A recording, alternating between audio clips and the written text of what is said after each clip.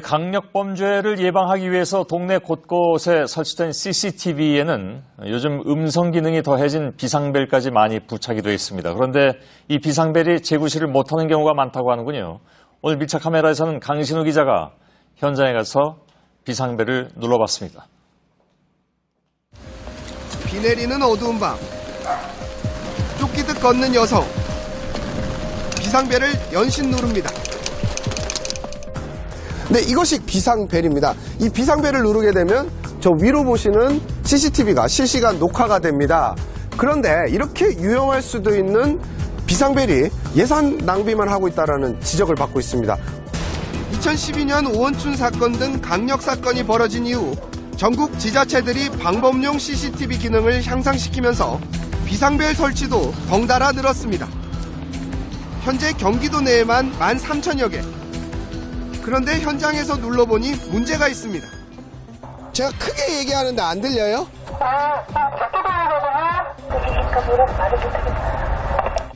제가 이렇게 가까이서 불렀지만 안에서는 제대로 들을 수 없다고 합니다. 반대로 현장에서 관제실 소리가 들리지 않는 곳도 있습니다. 여보세요? 여보세요?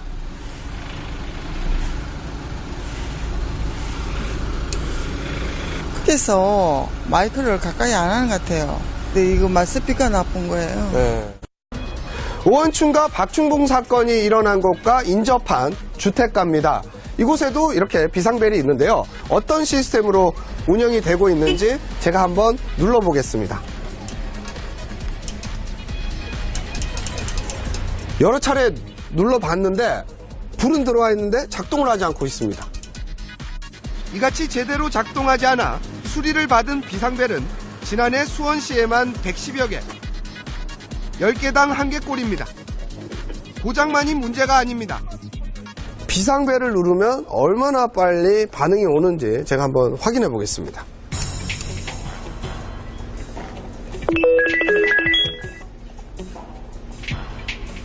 관제센터입니다. 33초가 걸렸습니다. 이렇게 반응이 빠르지가 않는 건가요? 누르면 안 되는 오랫동안 누르면 벨 소리가 오랫동안 나기 때문에 그 차이점 때문에 그럴 겁니다. 아이들의 접근성도 떨어집니다. 네, 이곳 어린이 보호구역에도 이렇게 비상벨이 설치는 돼 있습니다. 이 비상벨 설치의 높이를 한번 보면 170cm가 됩니다. 때문에 키가 작은 어린아이들 같은 경우에는 이 비상벨을 누르기가 힘이 듭니다. 비상벨 주변 환경도 문제입니다. CCTV가 설치된 이곳에도 저렇게 비상벨이 설치되어 있습니다. 이곳 역시 이 차가 전방을 가로막아서고 있습니다. 그런데 냄새와 파리가 많이 날리고 있는데요. 이 돌아서서 보니 이번에는 쓰레기가 막아서고 있습니다. 실제로 쓰레기 수거 장소로 쓰이는 곳에 비상벨이 여러 군데 설치되어 있습니다. 근데 이곳에 있는 비상벨은 다행히 차나 쓰레기로 막혀 있지는 않은데 이런 난간이 떡하니 버티고 있어서 누르기가 상당히 부자연스럽습니다. 이뿐만이 아니라 지나가는 사람 시선 컷으로 한번 잡아주실까요? 사람들이 지나가다가도 여기에 비상벨이 있다는 사실을 알기가 쉽지가 않습니다. 왜 이런 구조로 만드셨나요? 네, 그러면요 저희가 AS팀에게 얘기해서 조치하도록 하겠습니다. 네, 바로 이곳이 관제센터입니다. 현장에서 비상벨이 울리면 이곳 직원들이 응대를 하게 됩니다. 평상시에도 이곳 직원들은 24시간 동안 모니터링을 진행하고 있습니다. 하지만 투입된 예산과 인력에 비해 그 효과가 미미하다는 지적도 나옵니다. 경기도 일부 시에서는 지난 9년간 비상벨을 통한 위험이나 사고 신고가 한 건도 없었습니다. 비상벨이 좀 효율성이 떨어진 부분이고 그런 상황에서는 휴대폰을 이용한 신고가 효과적이지 않을까 하는 생각입니다. 비상벨 설치에 드는 비용은 평균 50만 원. 경기도에서만 64억 원가량이 투입됐습니다. 이렇다 보니 관리가 어렵다는 이유 등으로 비상벨을 철거하는 지자체가 나오고 있습니다.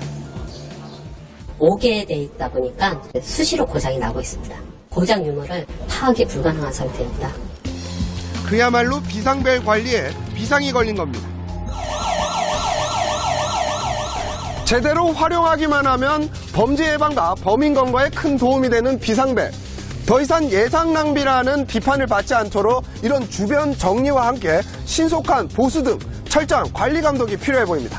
밀착 카메라 강신호입니다.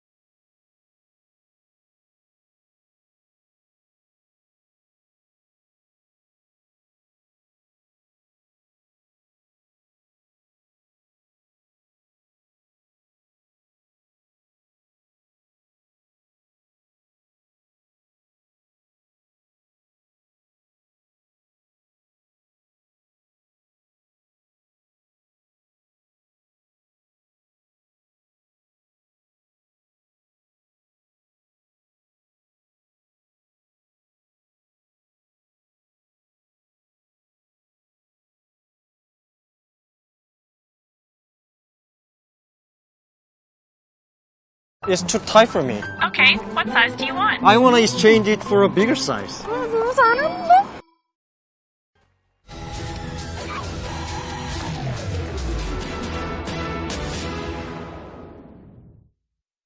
네, 정부 서울청사가 한 공무원 준비생에게 뚫려서 충격을 줬죠.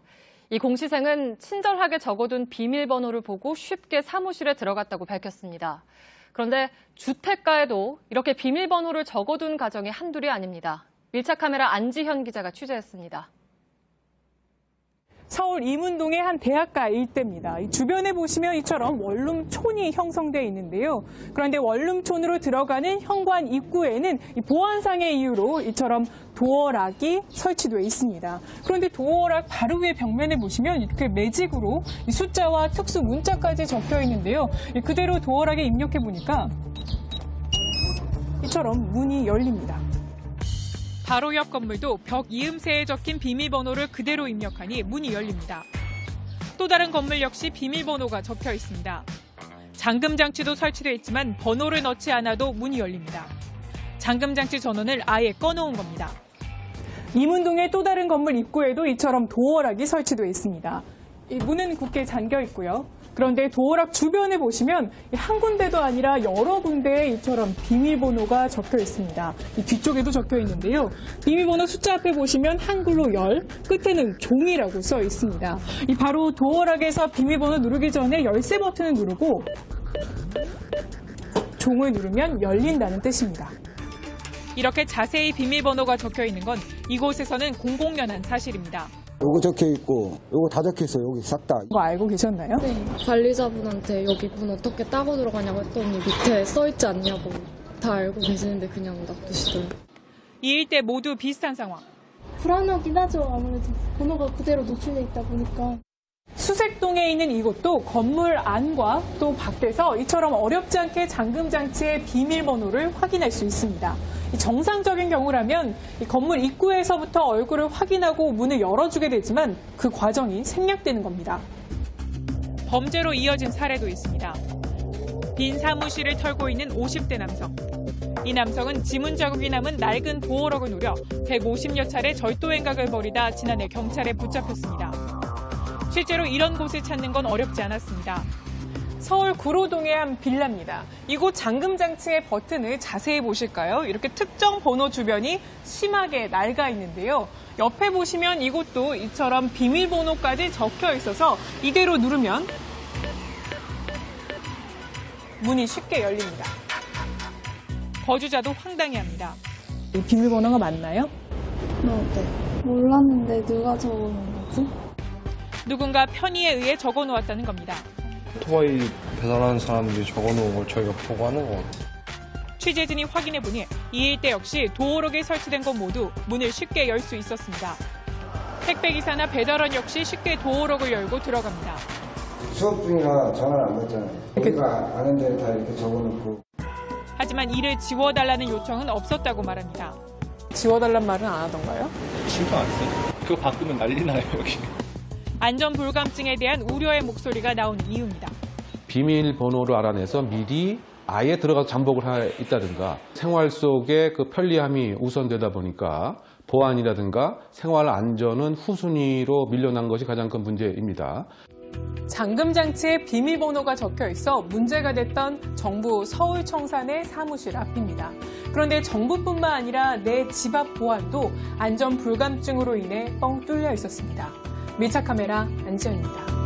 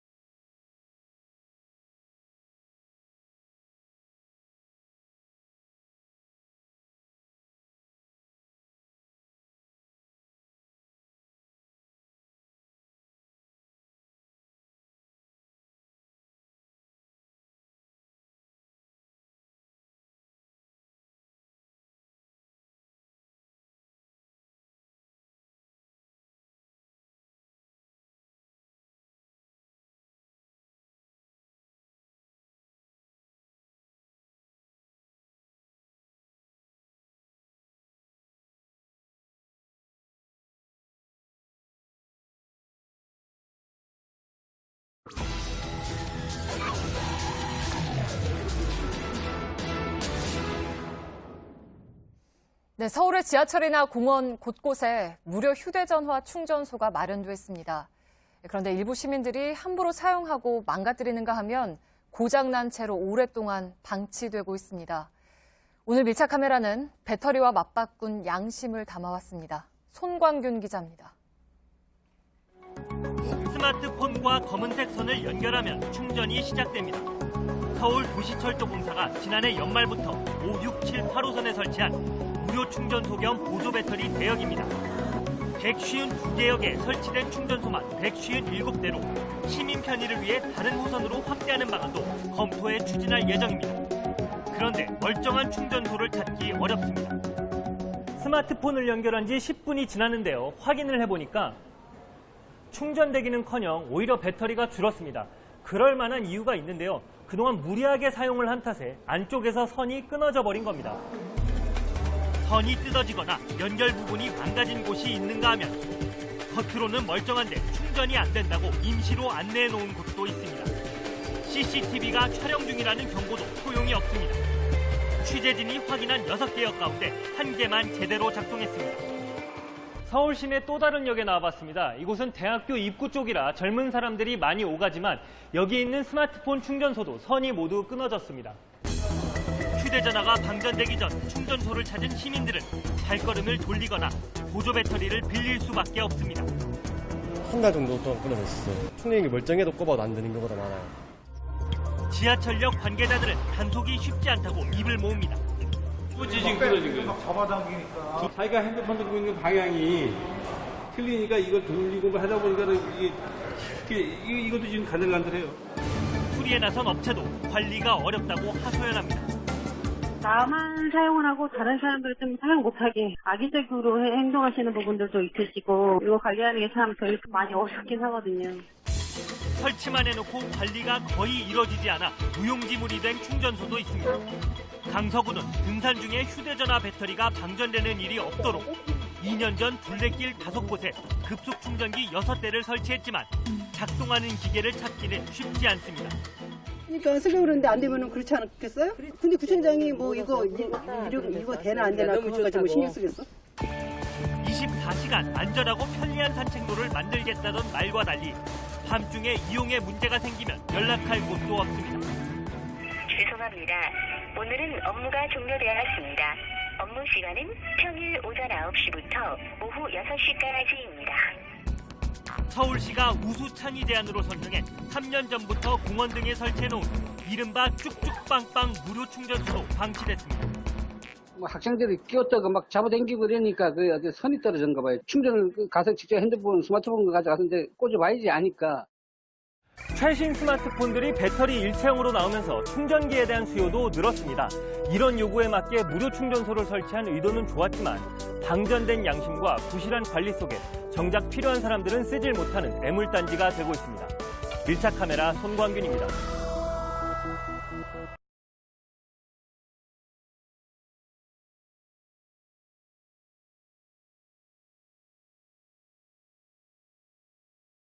이거 젊은이. 아니 젊은 사람이 방학 목표가 토익 점수 하나 올리는 건가?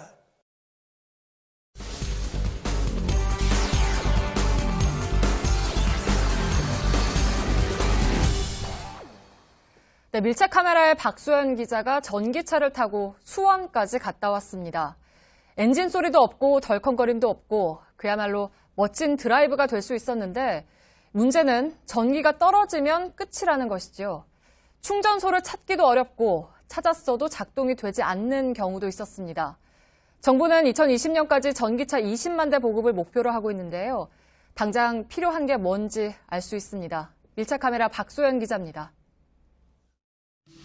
보통 차량 뒤쪽에 기름을 넣을 수 있는 주유구가 있습니다. 그런데 옆차를 보니까요, 특이하게도 앞쪽에 있습니다. 뚜껑을 한번 열어봤더니 충전 케이블을 꽂을 수 있는 동그란 홈들이 들어가 있습니다. 이 차는 기름이 아닌 전기로 움직이는 전기 자동차입니다. 친환경 차량으로 각광받고 있는데 오늘 하루 밀착 카메라가 이 차를 한번 타보겠습니다. 차량 시동이 정상적으로 걸렸습니다. 시동을 걸었지만 엔진 소음 없이 조용합니다. 고속도로를 타고 1시간여를 달린 뒤 가장 가까운 전기차 충전소에 들어갔습니다. 충전 방식을 선택한 뒤 차량에 충전기를 꽂았지만 곧바로 작동을 멈춥니다. 충전을 시작한 지 0.2초 만에 충전이 완료됐다는 문구가 화면에 떴습니다. 충전된 전력은 0. 아무래도 기계에 이상이 생긴 것 같습니다. 오래 걸려요? 수리하는데? 지금 당장은 안 될 것 같아요. 부품이 없어가지고 내일이나 다시 될 것 같아요. 결국 다른 충전소를 찾았습니다. 이곳에서 가장 가까운 게 영통구에 있는 한 충전소입니다. 이곳으로부터 한 6km 정도 떨어져 있는데요. 지금 가보겠습니다.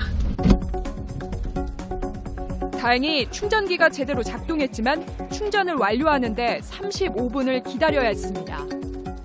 이처럼 전기차 운전자들이 부족한 충전소와 고장으로 낭패를 당하는 사례가 늘고 있습니다. 제가 강릉을 한번 놀러 간 적이 있었는데 그때 왕복 갔다 온 시간이 23시간이 걸렸습니다. 기본적으로 충전기가 고장나 있는 데도 있고 충전기 위치 정보가 제대로 공유되지 않는 점도 이용자를 혼란스럽게 합니다. 다운로드 수가 가장 많은 어플리케이션을 이용해 한 충전소에 가봤습니다. 전기자동차 충전소라고 적힌 간판을 따라 들어가 봤습니다. 하지만 충전기는 사라진 채 바닥을 보니까요. 이렇게 충전기를 설치한 흔적만 남아 있습니다. 시험을 갖다 놓고 아니면 철거할 거다 이렇게 말들이 많다가 결국에는 철거하는 쪽으로 이게 진행되는 걸로 알고 있습니다. 작년 한 11월 달쯤. 환경부가 지난해 여름 일부 충전소를 폐쇄했지만 민간 어플리케이션에서는 반영되지 않는 겁니다. 환경부와 지자체, 공공기관에서 운영하는 충전소 정보를 통합적으로 확인할 수 있는 공식 홈페이지와 어플리케이션이 아직 없습니다. 사후 관리라든지 민원에 대한 처리할 수 있는 경로만 명확하면은 저희가 다 공개를 하려고 지금 하고 있고요. 친환경 전기 택시를 시범 운영하는 한 택시 회사는 차량 8대 가운데 4대 운행을 중단했습니다. 짧은 주행거리에 비해 긴 충전 시간 때문입니다. 충전하는데 하루에 많이 하는 분들은 한 3시간 정도요? 10시간 일할 거면 한 2시간 일 더 해야죠. 회사 탄핵금 마치려면.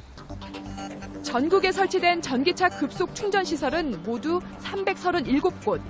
정부가 다음 달부터 충전소 이용을 유료화하기로 하면서 불만의 목소리는 더 커지고 있습니다. 인프라스트럭처라든가 전기 충전 시설을 어떻게 관리할 것이라든가 어느 정도까지의 비용을 소비자들이 마음 편하게 지불할 수 있는지 고찰이 더 많이 필요하다고 생각해요. 전기자동차 충전소가 부족하고 알 수 없는 고장도 잦다면 이용자가 안심하고 자동차를 탈 수 없겠죠. 말로만 친환경 할 게 아니라 안심하고 탈 수 있도록 불편 없는 충전소 확대가 우선돼야 할 것입니다. 밀착카메라 박소연입니다.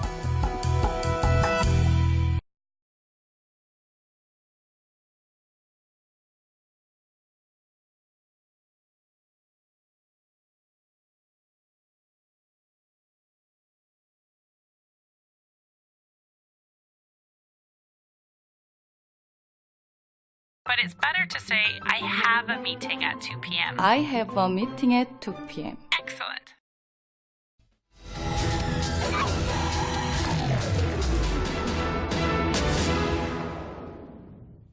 네, 정류장에 제대로 서지 않는 버스들 때문에 차도로 뛰어들어야 했던 적 한 번쯤 있으시죠? 그래서 일부 정류장에선 버스가 정차하기 쉽도록 도로 한 켠을 움푹 들어가게 한 버스베이를 설치하고 있습니다. 상황이 좀 나아졌을까요? 밀착카메라 박소영 기자입니다. 서울 구로 디지털 단지역 사거리입니다. 보시는 것처럼 유동인구가 많은데요. 특히 퇴근 시간 이곳 주변 버스 정류장은 승하차 인원이 많기로 손꼽히는 지역입니다. 이렇게 정류장마다 시민들이 버스를 기다리고 있습니다. 신호가 바뀌자 버스가 빠른 속도로 정류장에 들어옵니다. 시민들은 버스를 타기 위해 무단횡단도 서슴지 않습니다. 승차장이 짧아 비스듬히 멈춘 버스는 시민들을 도로 위에 그대로 내려놓습니다. 정류장에는 승객들이 가득하고 행인들은 순식간에 차도로 밀려나왔습니다. 이게 사람이 워낙 많다 보니까 차로 이용해가지고 이렇게 오시는 경우도 많거든요. 근데 그럴 때 이제 차가 들어오면은 좀 아찔한 경우가 발생하기도 하고요. 시설물에 가려져 버스가 제대로 보이지 않는 정류장도 있습니다. 파란 천막의 포장마차 여러 곳이 운영 중입니다. 이곳은 버스 11대가 멈춰서는 정류장입니다. 정류장 사이마다 포장마차가 들어서다 보니까요. 상대적으로 승객들이 설 자리는 좁아졌습니다. 한 승객은 아예 도로에서 버스를 기다립니다. 지금 내려가 계시는데 안 위험하세요? 안 보이니까. 오는 게 안 보이니까. 버스? 네. 관광버스가 불법 주정차하자 정류장은 더욱 혼잡스러워졌습니다. 승객들은 버스 사이를 뛰어다니고 승차장이 아닌 도로에서 줄지어 버스에 오릅니다. 낮에도 마찬가지입니다. 도로 중간에 멈춰선 버스, 승차장 사이를 오토바이가 지나갑니다. 인도에 가까이 서질 않고 멀리 서는데 그 사이에 지금 택시가 이렇게 지나간 거예요. 결국은 버스를 그냥 보냈어요. 무서워가지고.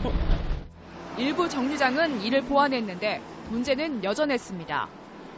이곳 버스 정류장은 조금 다릅니다. 보도 쪽으로 움푹 들어간 건데요. 이와 같은 버스 정류장을 버스 베이라고 합니다. 교통 흐름을 방해하지 않고 승객들이 원활하게 승하차할 수 있도록 설계한 건데요. 어느새 이렇게 택시들이 차도를 점령했습니다. 버스가 도로에 멈춰서고 승객들이 차도에 내몰리는 건 마찬가지입니다. 지난해 경기연구원이 수도권 지역 버스베이 16곳에서 버스를 지켜봤더니 제대로 버스베이를 이용한 비율은 30%에 불과했습니다. 안전을 위하여 한 걸음 물러서 주세요. 이 버스 앞 유리창에는요, 이런 문구가 써 있는데요. 버스가 도착하면 타기 위해서 차도로 뛰어드는 승객들을 향한 경고 문구입니다. 취재진도 오늘 이 버스를 타고 승객들의 승차 모습을 지켜보겠습니다. 정차하는 버스가 여러 대인데 이보다 버스베이 길이가 짧습니다. 더 불편합니다, 오히려. 반드시 가서 쓰기 때문에 주선화대 뒤에서도 승객을 하차시킬 수 있는데 박스 안에만 들어가야 정차를 승객을 하차해주기 때문에 감속 차로 길이가 국내 규정은 50m 정도로 미국의 4분의 1에 불과합니다. 국토부 기준에 맞춰서 설계를 해도 본선으로 재진입하는 게 어려우니까 버스베이에 완전 진입을 안 하고 최근 3년 동안 서울 지역에서 버스와 보행자 교통사고 1,900여 건이 발생했는데 대부분 정류장 부근에서 일어났습니다. 원활한 교통 흐름과 승객들의 안전을 위해 버스 베이를 만들었지만 환영받지 못하고 있습니다.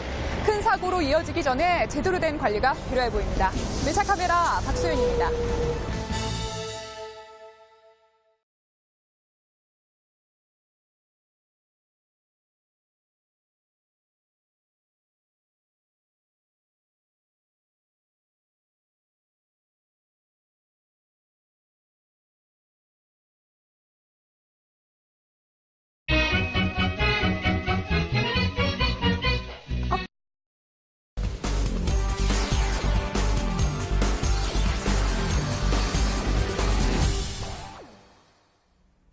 심야버스, 일명 올빼미 버스라고 들어보셨나요?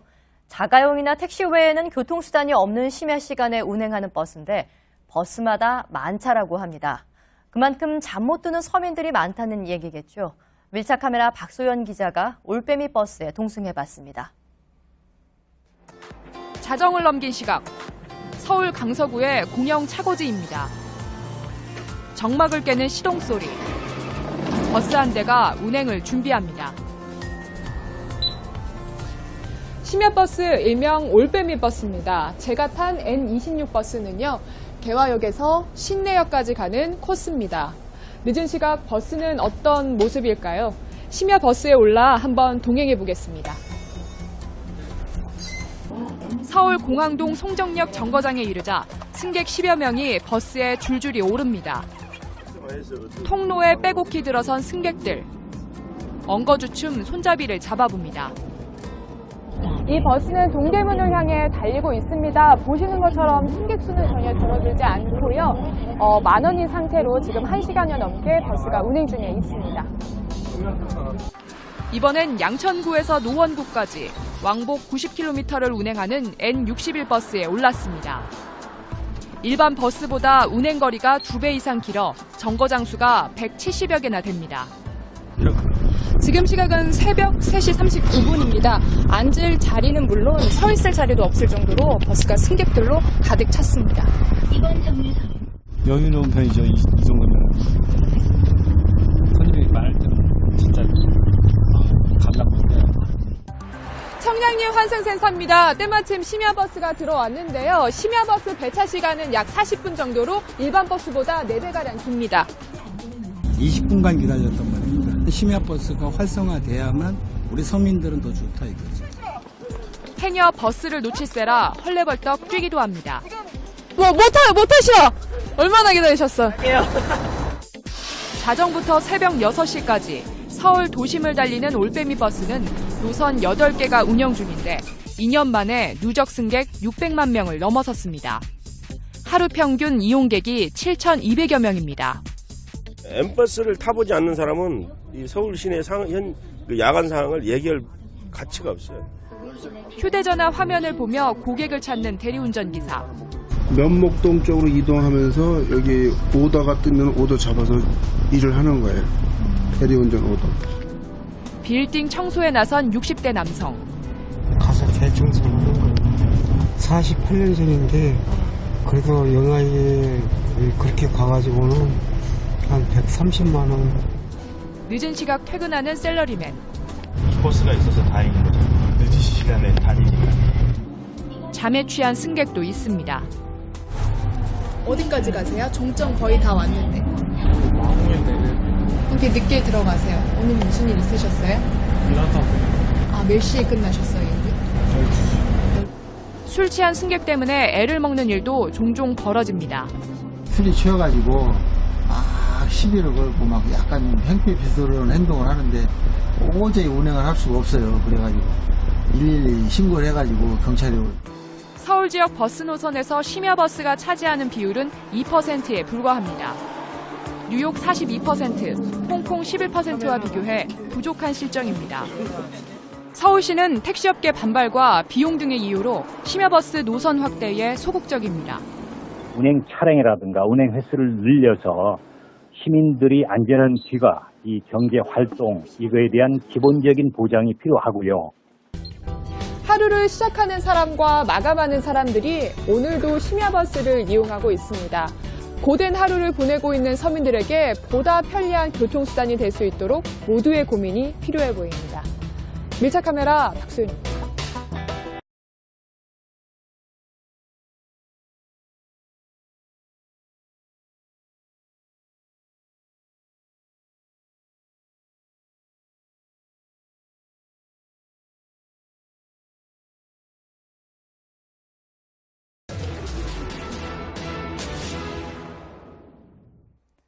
네, 날이 좀 풀리면서 공원 찾는 분들 많아졌죠. 그런데 요즘 한강공원에 가면 손쉽게 음료수 하나 사 먹기가 어렵습니다.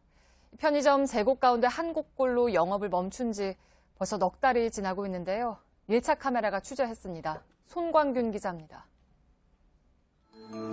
한강공원을 찾은 시민들 옆으로 허름한 건물이 눈에 띕니다. 범죄 현장처럼 노란색 접근 금지 테이프를 겹겹이 두른 이곳은 영업을 중단한 편의점입니다.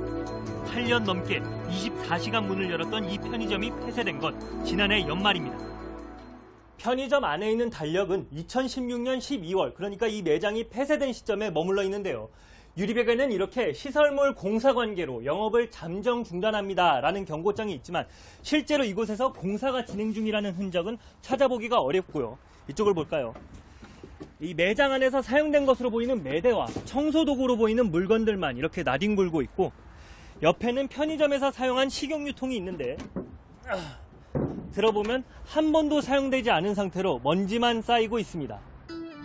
운동하러 나왔다가 물이라도 사 마시려던 시민들은 황당해합니다. 가던 건 몰랐어요. 가다 보면 목마르고 이러잖아요. 쉬어가기도 하고 못하고 했는데.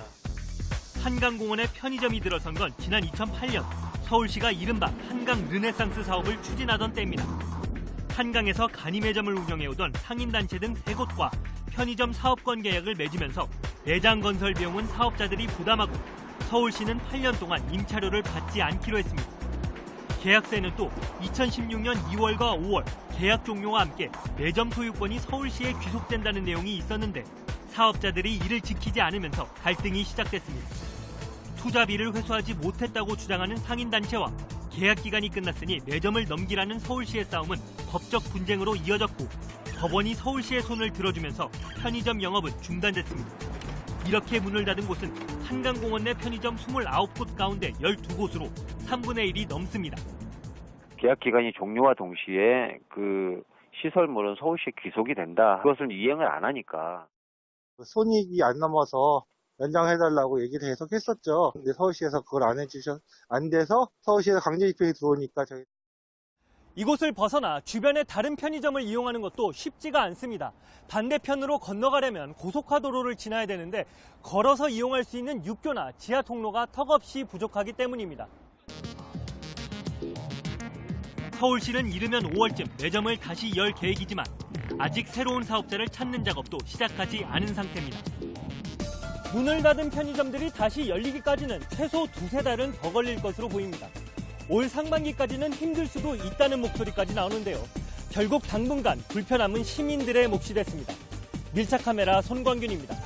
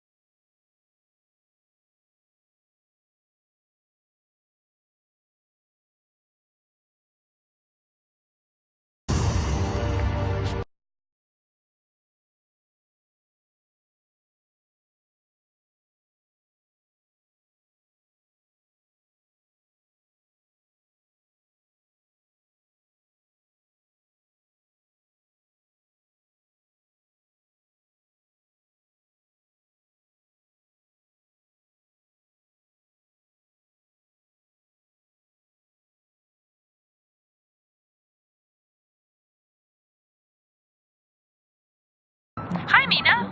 How was your concert yesterday? It was a lot of fun.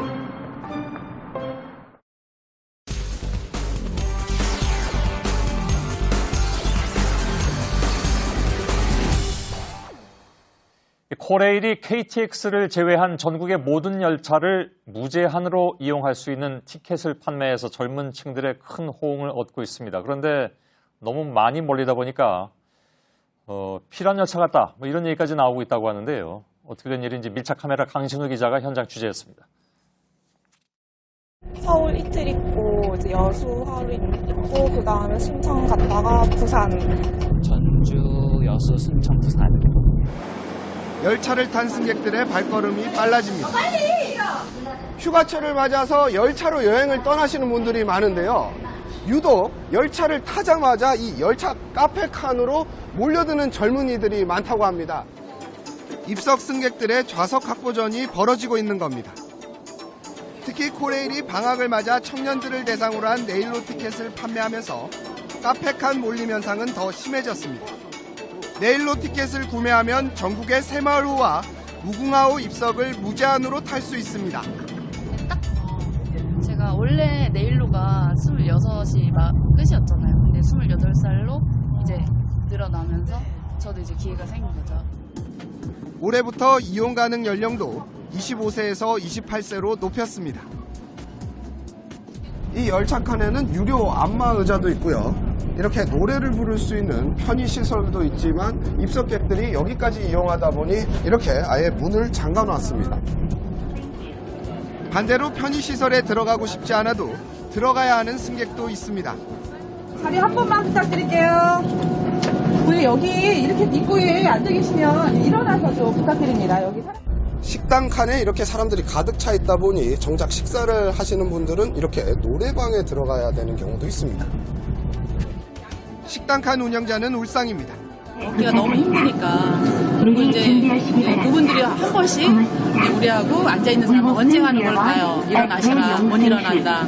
그러면 그냥 됐다 그냥 가버리면 저희는 이제 영업을 못하잖아요. 소화기를 가리고 휴지통 사용도 어렵습니다. 애정행각으로 다른 사람의 눈살을 찌푸리게도 합니다. 이렇게 공공장소에서 너무 젊은 사람들이 너무 진한 애정행각을 하니까 아이들 보기가 조금 불편하네요. 입석 승객들이 열차 칸마다 분산이 돼 있긴 하지만 이렇게 붐비고 있습니다. 얼마나 지나가기가 힘든지 제가 한번 직접 지나가 보겠습니다. 죄송합니다.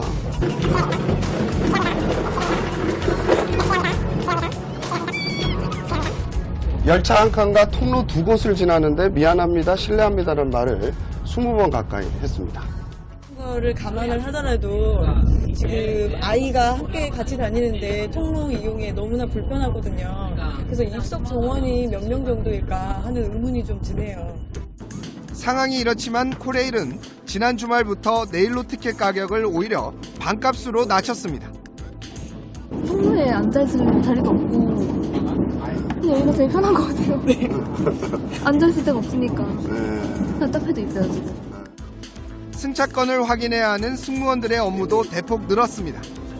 제가 이거 문제가 있어요. 내가 거기도 그래. 그래도 정리할 수 있는 문제가 아니에요. 그리고 방송 사장이 계시고. 코레일은 뒤늦게 증차 계획 등을 꺼내들었지만 역부족입니다. 지금 저희가 이제 가능한 지금 모든 수송역, 일반 열차의 모든 수송역을 다 동원해서 하고 있고요.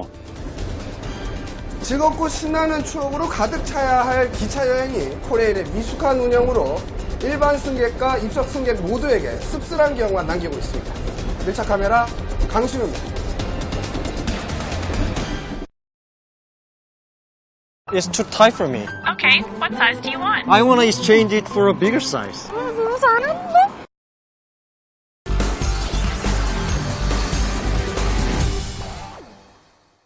어제 오늘 기록적인 추위보다 무위를 더 걱정하는 사람들이 있습니다. 오늘 하루 일당이 없을까봐 걱정하는 인력시장의 노동자들인데요. 스스로를 하루살이라고 부르는 이들의 하루를 안지현 기자가 밀착 카메라로 담았습니다. 아직 해가 뜨지 않은 새벽, 서울 남구로역으로 사람들이 하나둘씩 모여듭니다. 국내 최대 규모의 인력시장이 형성되는 남고로역 주변입니다. 이 현재 시각은 새벽 4시 40분, 영하 12도를 가리키고 있는데요. 그런데 제 주변을 살펴보시면 이 벌써부터 많은 일용직 노동자들이 자리를 잡고 모여들고 있습니다. 추위를 피하기 위해 모자에 복면까지 쓴 채 저마다 배낭을 메고 있습니다. 여기는 뭐가 있는 건가요? 여기. 장법이죠. 얘는 이렇게 옆에 있는데. 더럽잖아요. 이들이 이곳으로 모이는 건 이 일대 형성된 직업소개소 때문입니다. 구로구에 등록된 직업소개소만 155개에 이릅니다.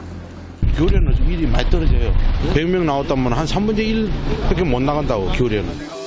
일용직 근로자들의 상당 부분을 차지하는 중국 동포들도 한파에 직격탄을 맞았습니다. 그래서 한 절에 한 3일 할까? 그래 하루하루 지내는데 노가리칸이 불쌍하죠. 빵 가져가세요. 무료로 나눠주는 빵은 10분도 되지 않아 동났습니다. 이마저도 주변 상인들 민원으로 오늘이 마지막입니다.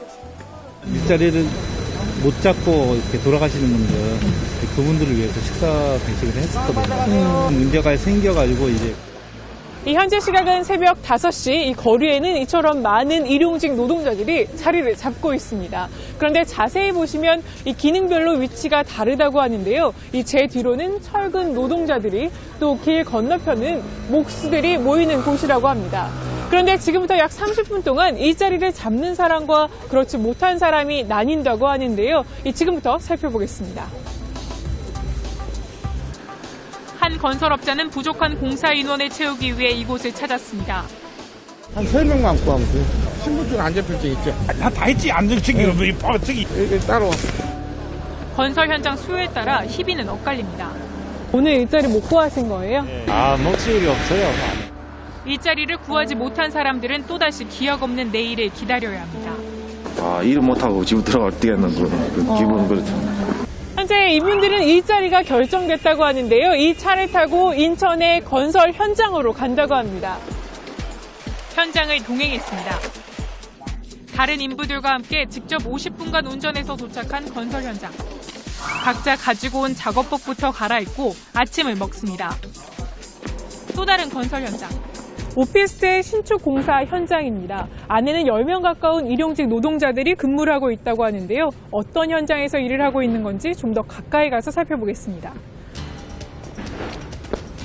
안전장비를 착용하더라도 공사장 내부는 좁고 위험할 수밖에 없습니다. 철근을 자르고 못질도 합니다. 무엇보다 추위를 이겨내야 합니다. 이제 다 뚫려 있는 데서 공사를 하니까 바람 불어서 추운 게 가장 힘듭니다. 추워도 나와서 일을 해야 이제 가족을 먹여 살릴 수 있기 때문에. 오후 5시 반, 구로구 인력시장에는 또 한 차례 차들이 몰립니다. 일을 마친 일용직 근로자들이 직업소개소로 돌아오기 때문입니다. 공사 현장에서 자재 정리를 하고 받은 일당은 10만 원. 일당이요? 10만 원. 소개 수수료와 차비를 빼면 그보다 적은 돈이 남지만 표정은 밝습니다.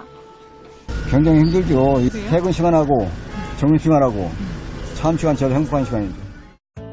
예, 수고하셨습니다. 하루 8시간 건설 현장에서 일하고 받은 일당입니다. 이들은 이 돈으로 하루 종일 언손을 녹여가며 그렇게 하루하루 살아가고 있었습니다. 밀착 카메라 안지연입니다.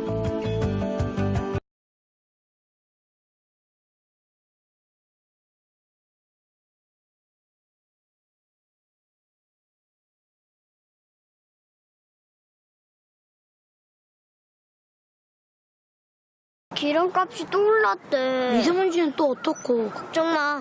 이제 세상이 바뀔 거야. 아빠다. 얘들아 타봐. 이제 볼트의 시대. 쉐보레 볼트 EV.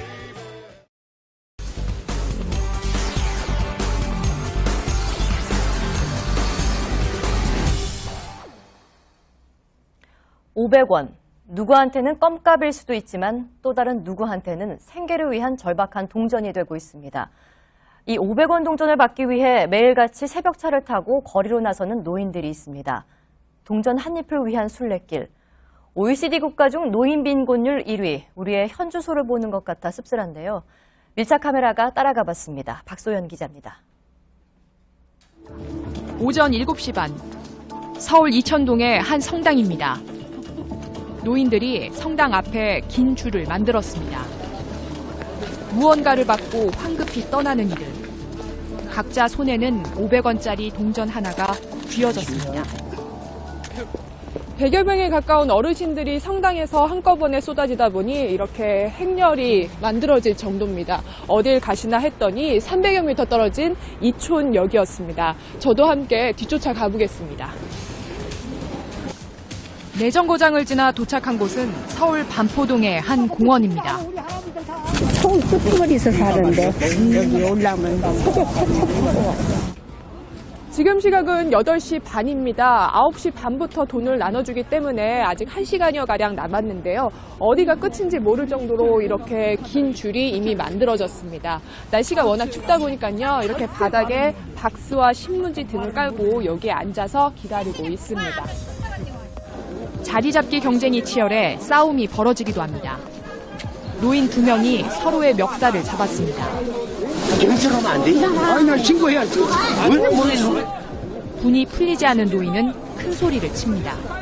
네가 아직 욕을 하고 있지? 왜 이랬어? 왜 아직 욕을 하고 있지? 딴데 가려고 하니까 빨리 받아가지고 가려고 그러는데. 이게 뭔 얘기시냐고 맨 딴 데로 하고 말이야. 매주 목요일마다 종교시설 3곳에서 500원씩 모두 1,500원과 먹을거리를 나눠줍니다. 1997년 외환위기 때 동전을 나눠주기 시작한 게 벌써 20년이 흘렀고 대상자도 실직자에서 노년층으로 이동했습니다. 100원짜리 동전 하면 커피 한 잔씩 다 했으니까. 그래서 이거 자판기 커피값을 주기 시작하고 또다시 노인들은 500원을 주는 곳을 찾아 뿔뿔이 흩어집니다. 신촌, 이대, 아현동, 서대문, 연신내. 액수는 1,000만 원 달릴지. 능력 3, 8천원. 노인들에게 이른바 짤짤이 순례길로 불립니다. 길을 나선 사연은 절실합니다. 한 달에 20만 원 정도 돼요. 그걸로 방세 내는 거예요. 얘는 좀 망설여지지 않으셨어요? 여기런데 500원 받으려고 나오시는데. 안 망설였죠. 왜요? 아, 다급하니까 한 푼이라도 1,000원, 2,000원 모아서 병원 가고 약값 들이하고 또 밥만 먹은 게 그냥 서자부터 두부라도 한 번 사다 서 88살인 한 할머니는 장애가 있는 21살 손자와 거리에 나왔습니다. 아들과 며느리는 손자만 남겨두고 세상을 떠났습니다. 제 아버지가 요양병원에 가서 5년 만에 세상을 떠났어요. 얘 어머니는 지금 부천 화장터에서 화장하고 거기다가 그 낙포땅에 있는데. 할머니와 손자는 이른 아침부터 저녁까지 종교시설 4곳을 돌며 6,000원을 벌었습니다. 전기와 수도 사용료를 내기 위해서입니다. 집이가 딱 25,000원 있길래 그거 채워주려고 오는 거야. 3만 원 줘야죠.